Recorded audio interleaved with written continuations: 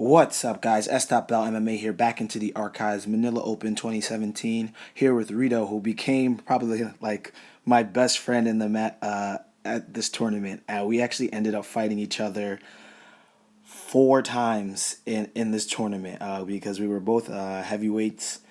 We did gi and no gi together, and then we went into absolute and competed against each other. So by the end of it, we had gotten to know each other's games pretty well, and we actually became pretty good friends, and we're still friends to this day. Here you see he's got me in a kind of a half guard position, and then he ends up getting me in full guard. I'm working to try to pass. Again, you see I'm using the Sao Paulo pass, and this was a time when I was really focused on using this pass. Here you see I come up and start to try to break out and open up his guard. Here I'm pushing down. I should have done a better job of keeping my head up, but I was trying to come out and just continue to break his posture. Then here he goes to try to sweep.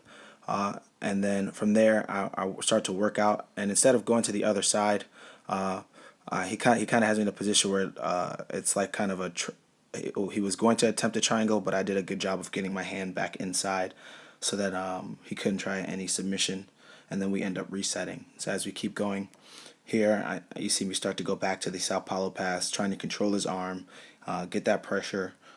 One thing that you want to do when you're trying the Sao Paulo pass is make sure you drop your hips, which I wasn't doing enough of in this tournament. I had worked it, but the little nuances of the technique I wasn't working as much. Here you see I do a good job of it a little bit, but again, you have to make sure your hips are very flat so that the person can't move their hips as much. So when I start to do that is what you see. I'll start to make a little leeway here. I'm flat down on his hips, and here he's working to try to kind of take my back, but I start to work my legs out, and then again, because I've got my arm on the other side, he's unable to end up taking my back, but then he's able to regain guard from there. So you see I kind of have to reset, and by this point my knees had started to kind of peel, my knees and my toes, from using the pass in such a rough manner. I had scabbed my knees up and scabbed my toes. So here you see we're just working, trying to get out of this position. Here I start to place some heavy pressure, and I actually think I almost end up getting an Ezekiel choke from start to set up here, because I know I came up and I had a kind of a choking position ready, and then from here I don't have it, but I end up trying to work it. So I know I'm placing the heavy pressure, and then I get my hands in and I try to see if I can use that pressure to try to get out. And then after I realize he's not going to let me out, then I focus on trying to attempt the choke. So here you see the referee's looking, because the choke was almost in. I wasn't sure how close I was to getting the choke, but I know it was in there pretty deep enough so that the ref had to kind of check it out. So I thought if I could get my hips up a little bit more and place the pressure, and because of that, you see he kind of opens his guard a little bit to kind of give himself an opportunity to alleviate some of that pressure. But then he does a good job of defending long enough so that I have to bail and attempt something else. So from there, there he goes. He tries to sweep again, and from here he then goes tries to go into half, and so then I start to drop my hip down, and then I get the crossface.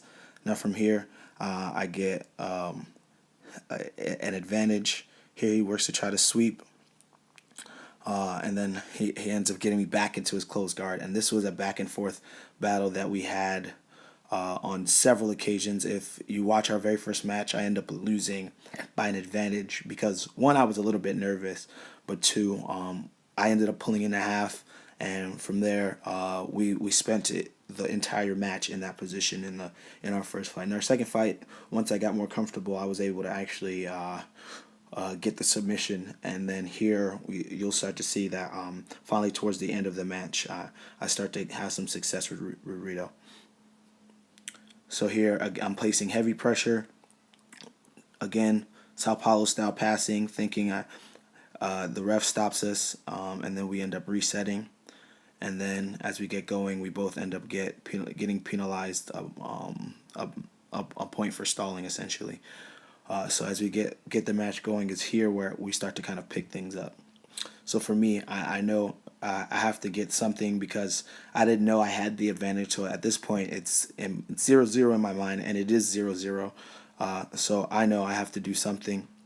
His coach is, telling him what he should be doing, and for me now, I know it's do or die because I know that the time is running very, very low. So from here, you see, I start to control the pants, and then I'm able to come out of his guard. He starts to push me back in again.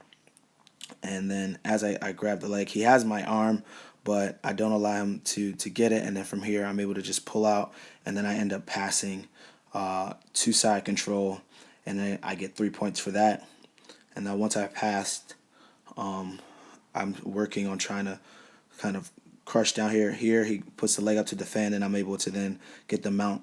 And then as I get the mount, I get another 4 points for that as I land that. And then this was a position for me where once I got here, I would always work for the arm triangle, which is something I got really good at this time also. Or again, Kimuras and Americanas, which you guys have seen me kind of land all the time, because this is something, again, I'd worked very early as a blue belt. So here the time runs down, and I end up pulling the match out in the end.